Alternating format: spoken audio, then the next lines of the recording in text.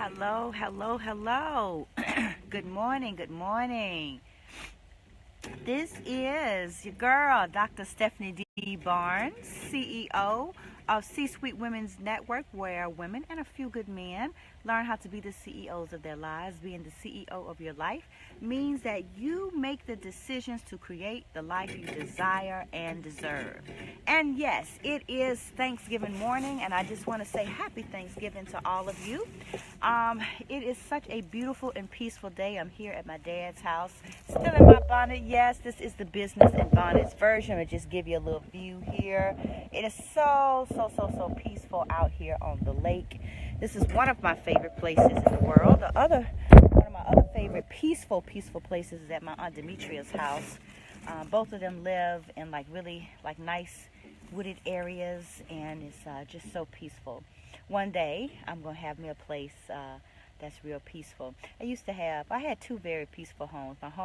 Both my homes in Mississippi were really peaceful and surrounded by wood, but I'll get back there one day.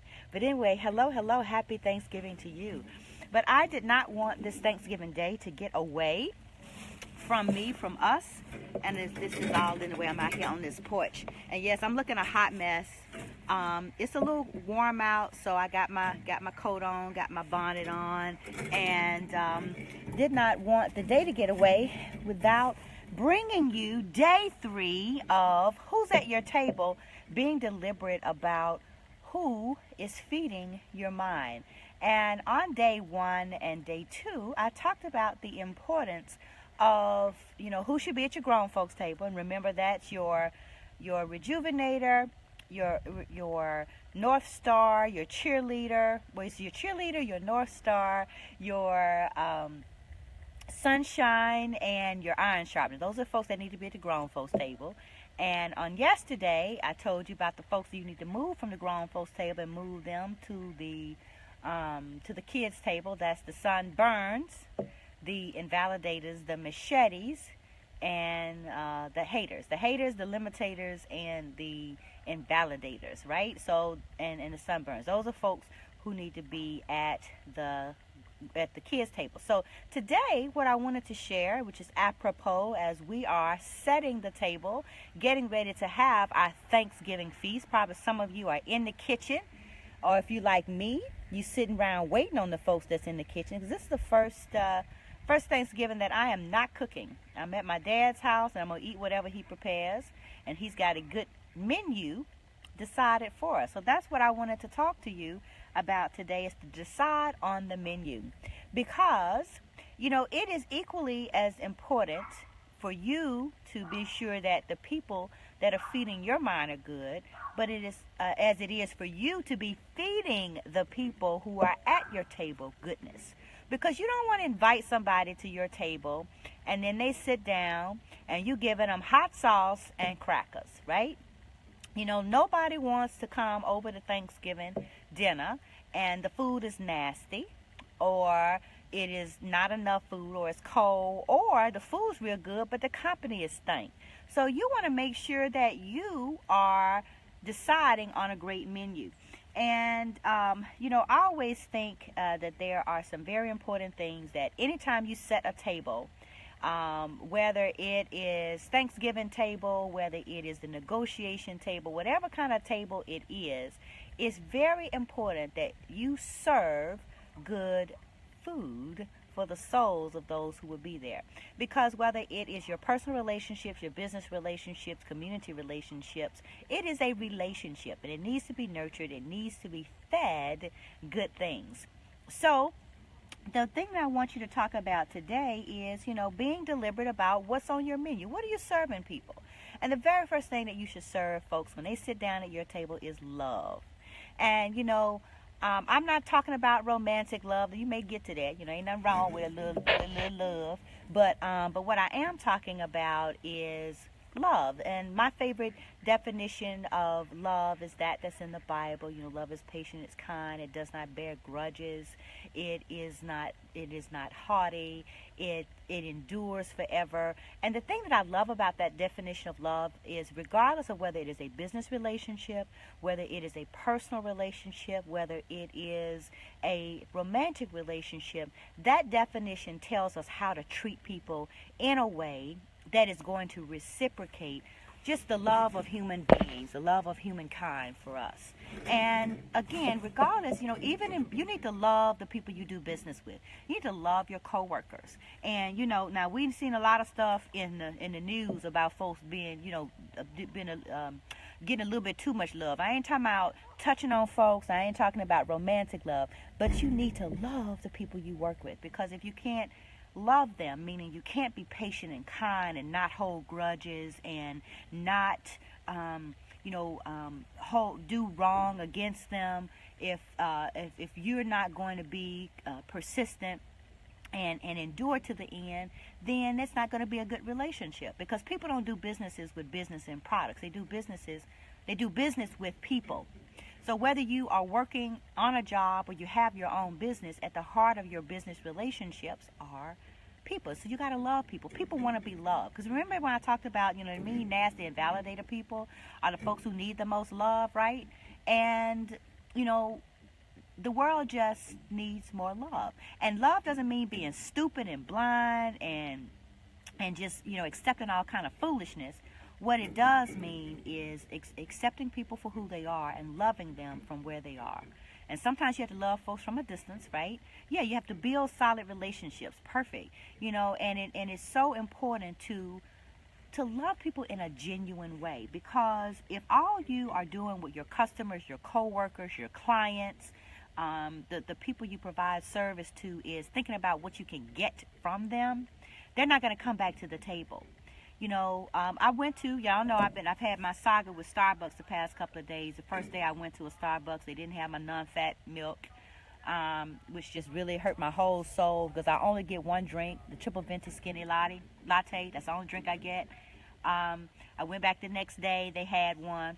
Well, I'm in a different city today, and I went to the Starbucks, and I really was truly grateful that they were open, because it's Thanksgiving, and it dawned on me when I got there. My dad has this complicated coffee maker, y'all. Okay, I went to Harvard. I got a law degree. I got a PhD. I can't figure out how to work his coffee machine. It just really upset my whole soul. But anyway, so I figured that out the last time, that I couldn't operate his coffee machine, and so I said, well, you know what? Forget it. I'm just gonna go to the Starbucks. Well, of course, today is Thanksgiving. And I go to the Starbucks, and just like I go to any other Starbucks, except on the days when they're out of non-fat milk, I got my triple venti non-fat latte.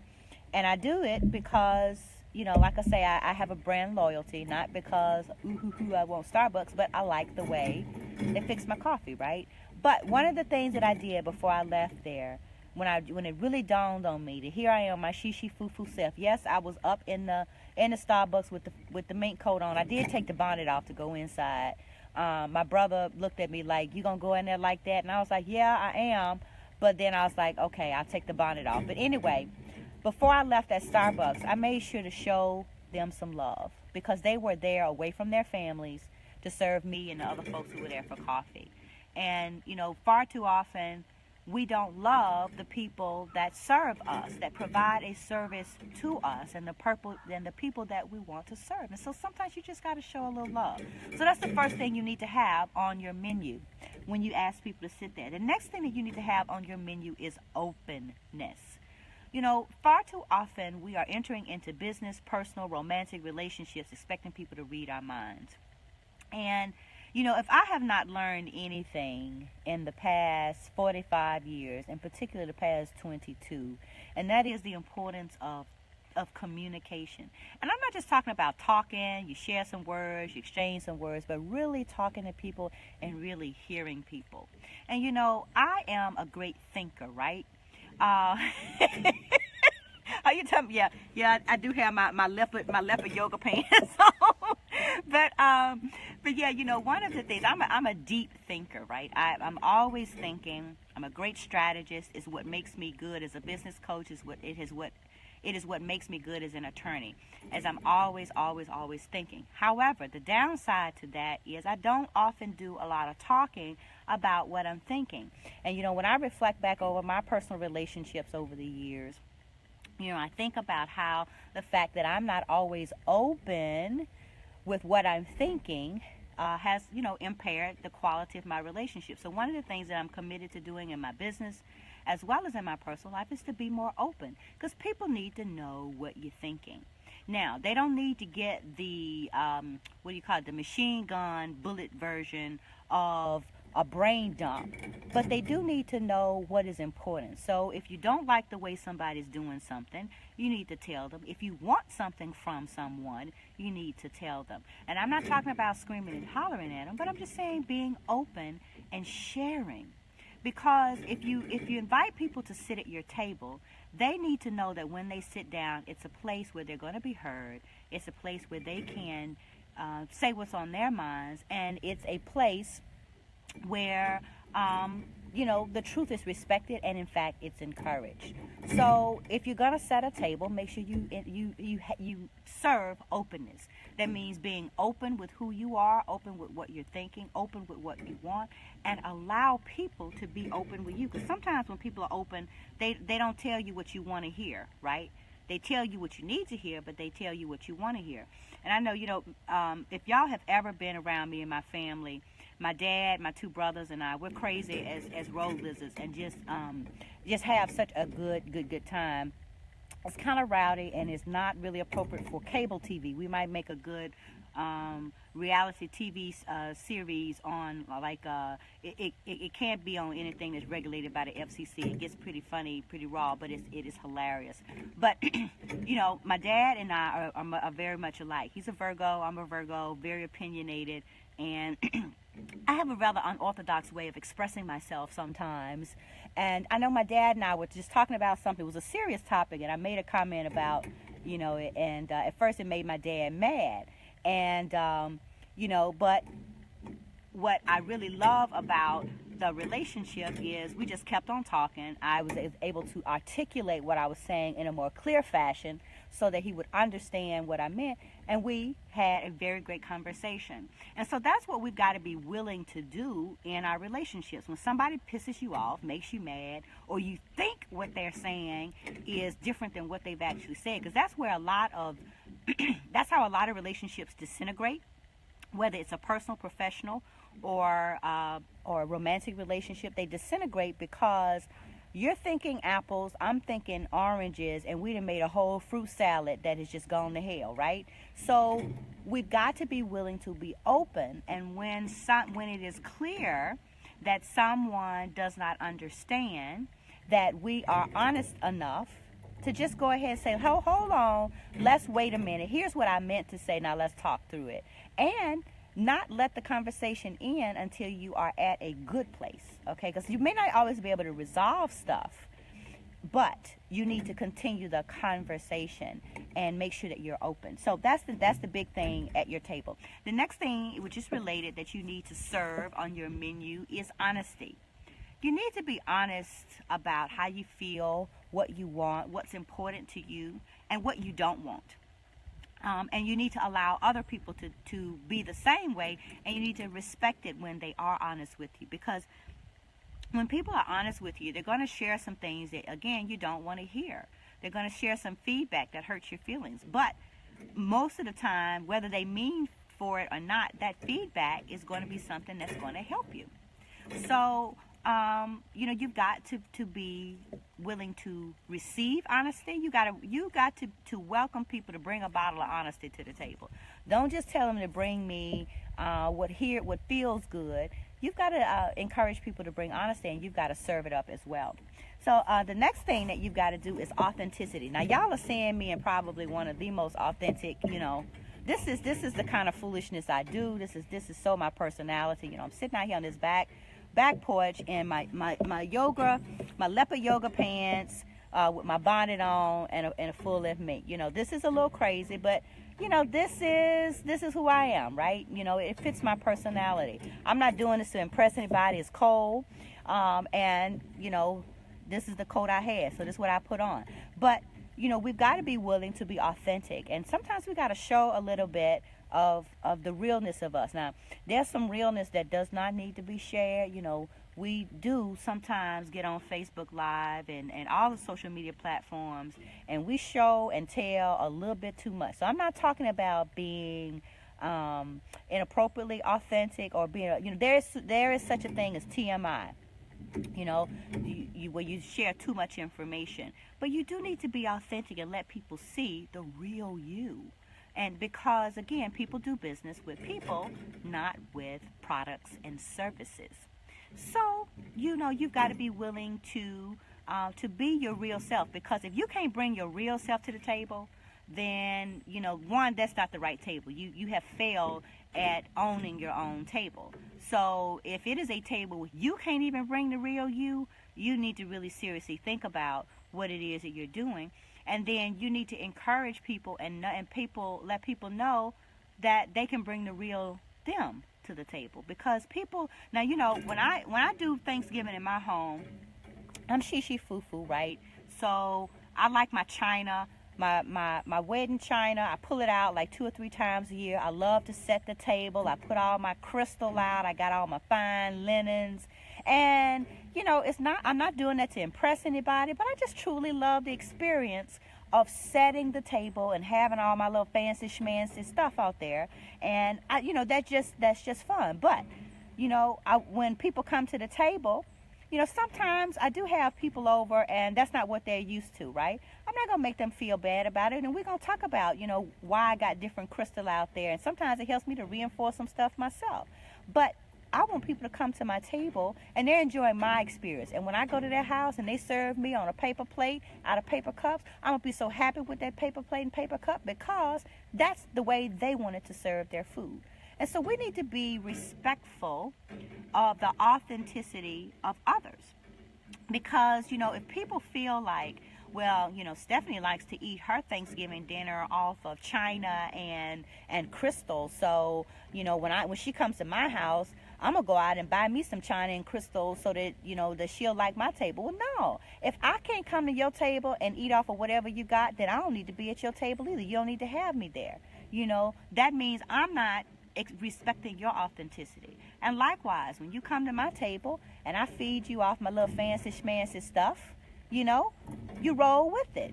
And that's how we learn from each other and how we learn from our experiences, is when we allow each other to be authentic and we accept people for who they are. Now, does that mean that you get the, well, that's just the way I am card?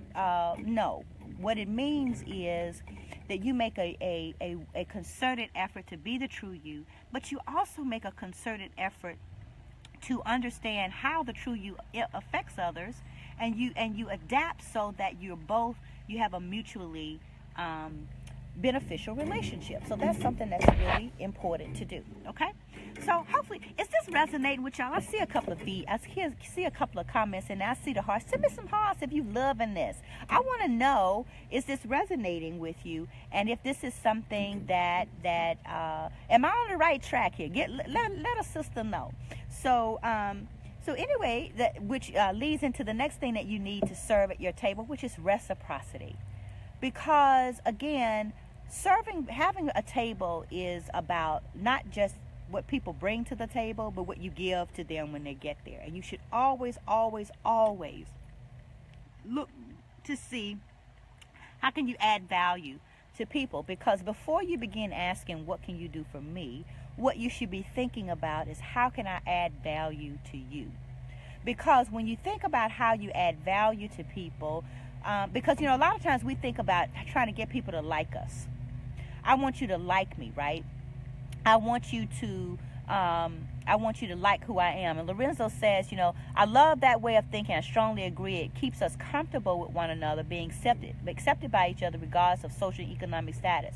And that's so true, because there is no one person that's better than the other because of what they have or what they don't have. It's the value that they add to each other. And far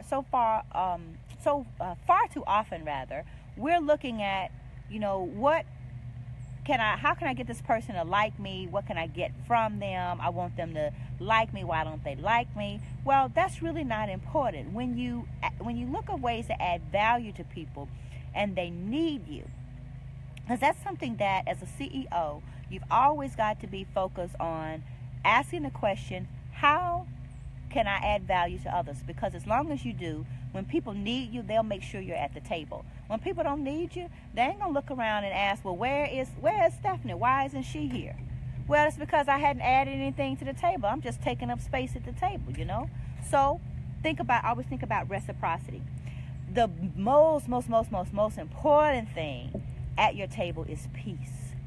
Now, peace just simply means this. It does not mean you agree 100% of the time, and it does not mean that there's never a confrontation or conflict.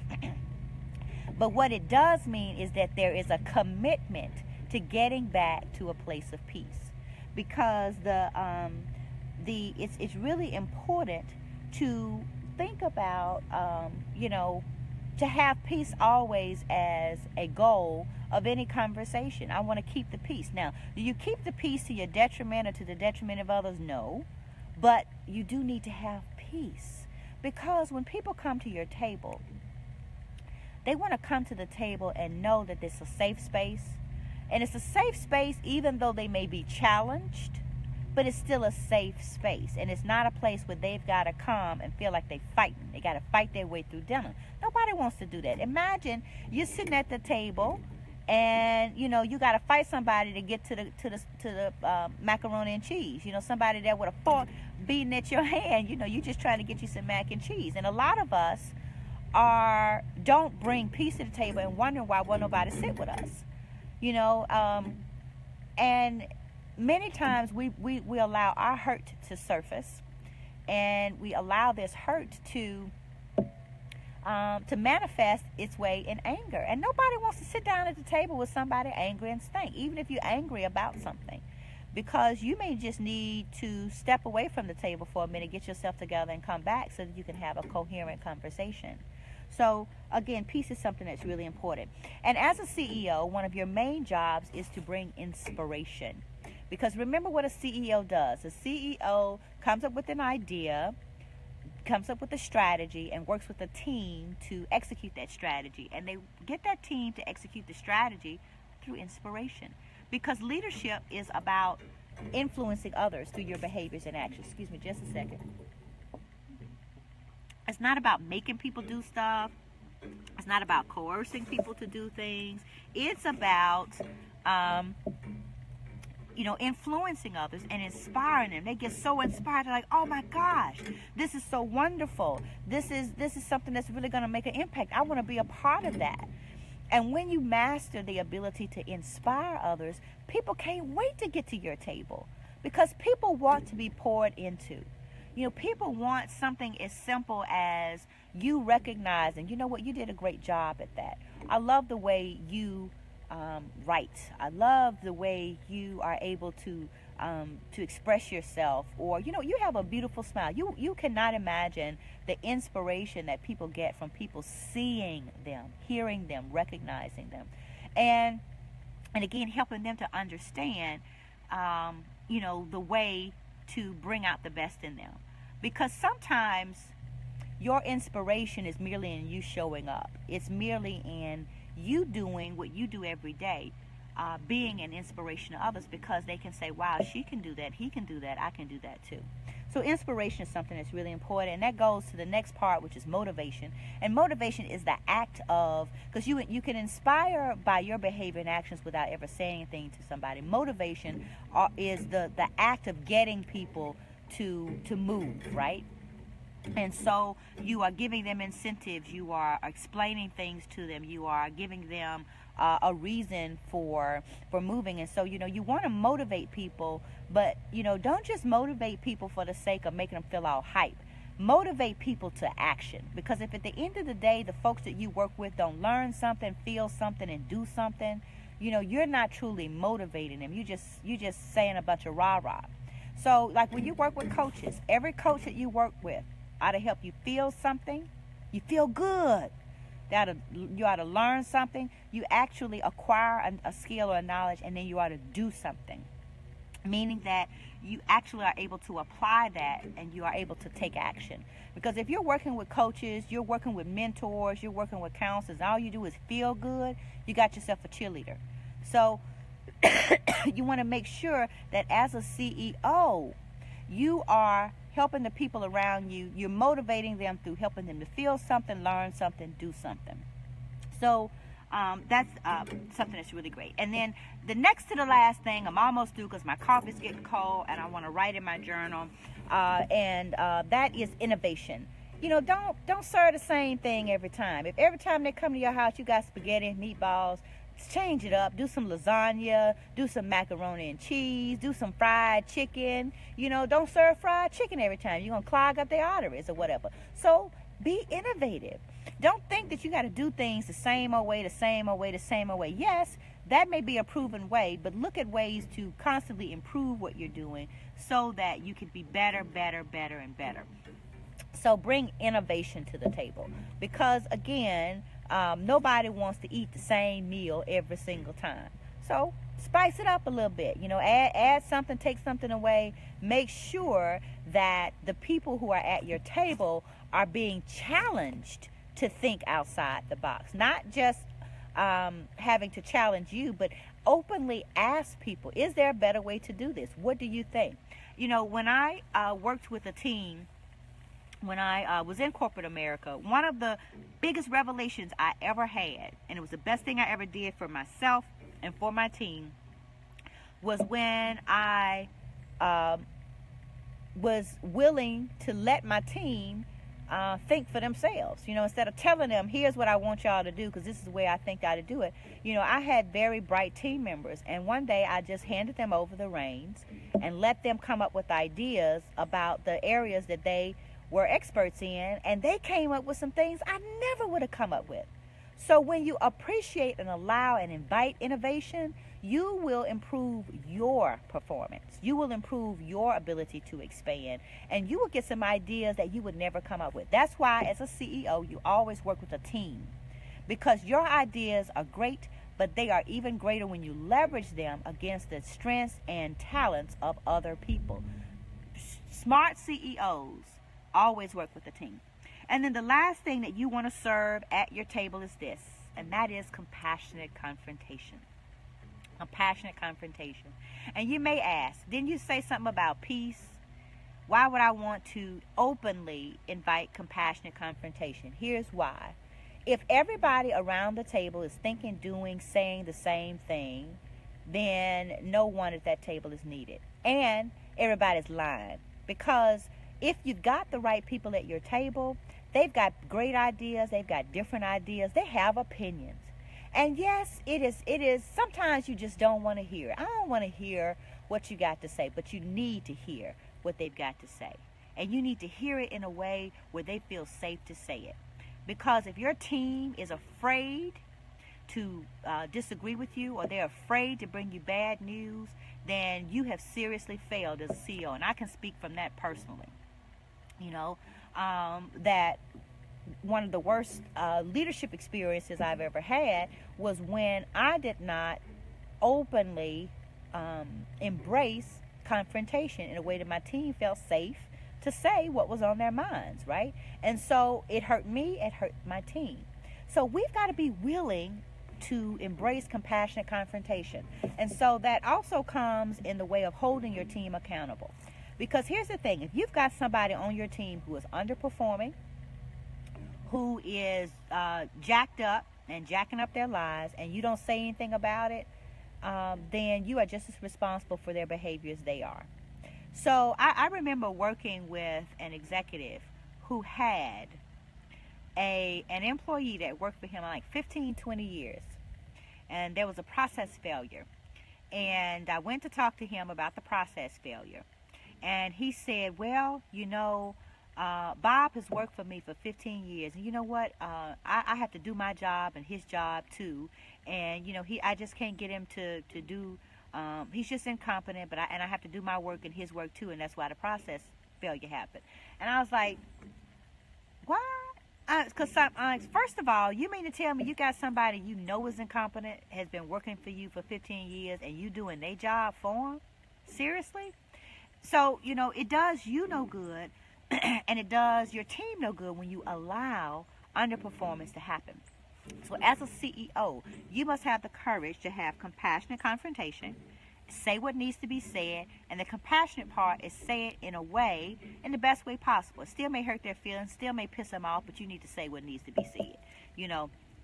So make sure that you do that.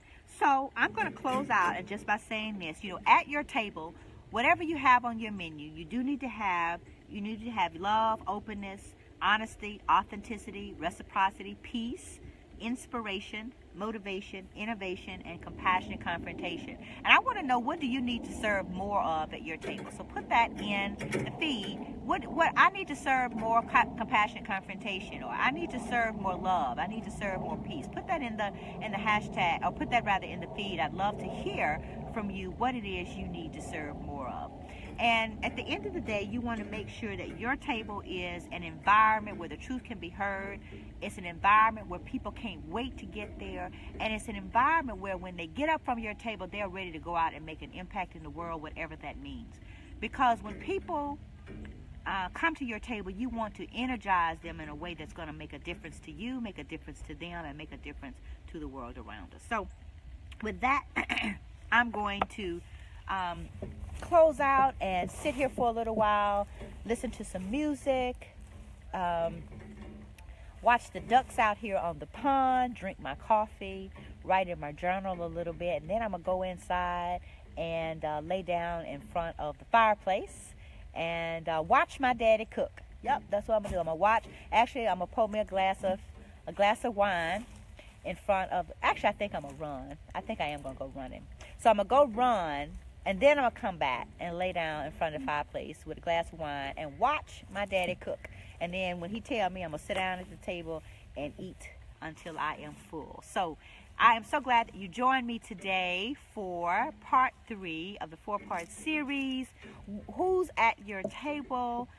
Being deliberate about who is feeding your mind. And I hope that you have enjoyed day 3, where I have challenged you to decide on the menu and make sure that when people sit down at your table, that you are serving them something that is going to be good. Hey, Cynthia, happy Thanksgiving. Make sure that you are serving them something that is going to feed their whole soul and encourage them when they get up from your table to go out and make an impact in the world. So this is your girl, Stephanie D. Barnes, bringing you the word from SDB, Bonnets and Business version. The 4-part series, Who's at Your Table? Being deliberate about who's feeding your mind. And I am going to have my coffee, listen to some music, write in my journal a little bit, and enjoy this beautiful, beautiful Thanksgiving Day. And the last thing that I'll just say is this: every day is Thanksgiving Day, because every day you truly do have something to be grateful for. Even in the midst of your darkness, you have something to be grateful for, because you can still see that there's darkness. And the thing about darkness, one thing that we can be assured of, is that darkness eventually turns to lightness. And we don't know what that means. We don't know where or what that leads to, but we do know that for every moment of darkness, there is always going to be some lightness. And so we just need to push forward until we get to it. And if nothing else, be grateful that you have the capacity to think about what you can be grateful for. So with that, I just want to say happy Thanksgiving. It's been my pleasure being with you on this broadcast today, and I look forward to joining you on the last day of this series, where I will talk about Black Friday, right? And we're going to talk about, what do we need to do on Black Friday to truly make an impact on the world. So have a great day, and happy Thanksgiving. Don't eat too much turkey. Don't drink too many libations. But most of all, enjoy yourself. Enjoy every moment, and celebrate the beauty that this life has for you and all the possibilities that it holds. I'll see you next time.